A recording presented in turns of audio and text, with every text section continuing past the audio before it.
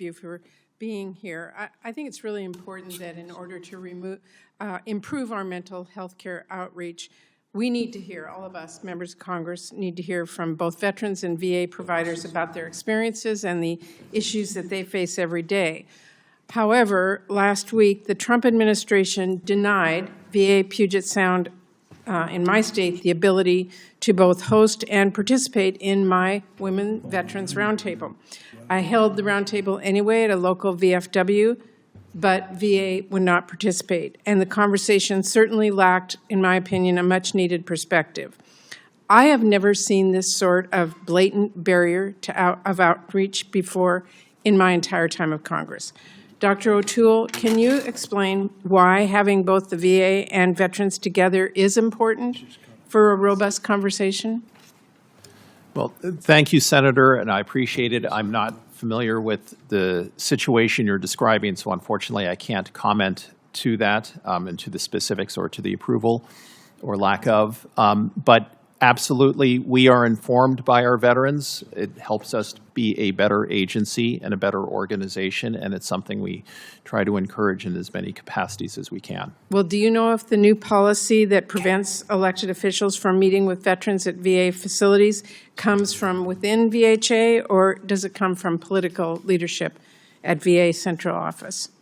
You know, I would have to defer that to our leadership in terms of, describing it better than I can myself. Okay, well, Mr. Chairman, this is really important, and I really hope that Secretary Collins, who says he's running the most transparent VA in history, decides that VA can be transparent enough to let a senator hold a discussion about VA health care on site at the local VA, as I have done for over 30 years.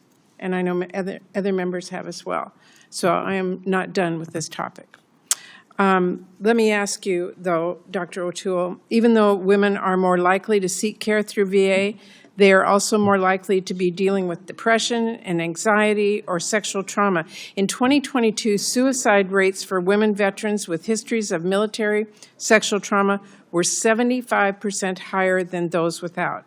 So getting in contact with these veterans and providing them the resources they need can truly be life or death. However, in February, President Trump and Musk fired more than 2,400 VA employees, including dedicated health professionals who staffed the phones at the VA Center Veteran Crisis Line.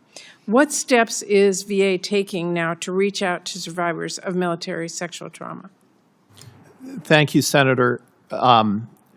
Well, first, in relation to the Veteran Crisis Line, that decision was reversed, and we have actually seen a net increase in staff working in the Veteran Crisis Line. I'm happy to report that outcome.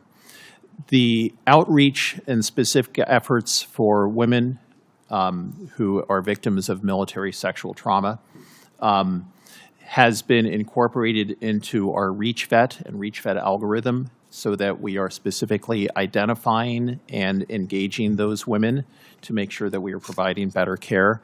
I'd like to defer to Mr. Fisher, who can also speak specifically to some of the efforts at the Veteran Resource Centers as well.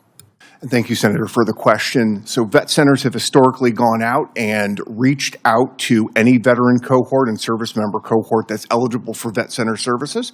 That includes women veterans. That includes individuals who experience military sexual trauma. We have continued to do this since the change of the administration. Our outreach staff, as well as our counseling staff at vet centers, are exempted from any hiring freeze. And what we can say specific to women veterans is that we every year see increases in the number of women veterans that are coming into vet centers. We also see high trust scores with women veterans who receive vet center services. Last year was at 93%. Okay, and I'm running almost out of time, but I don't see how 80,000 more employees being removed will help the VA provide services. I just wanted to ask about the return to office policy. I have been talking to a number of VA providers who tell us about VA's new rule that forces them to work in person. Those providers have been working remotely since before the pandemic, and now instead of being able to take video calls in private offices, they're speaking with veteran patients in open floor spaces where there's no privacy. This is a violation of veterans' privacy. It's a violation of HIPAA. It is leading doctors and counselors to look elsewhere for work. I am almost out of time. I just want to say that the elimination of telework agreements is really affecting our veterans' access to mental health care, and we need to have a further conversation with you about how we can fix that.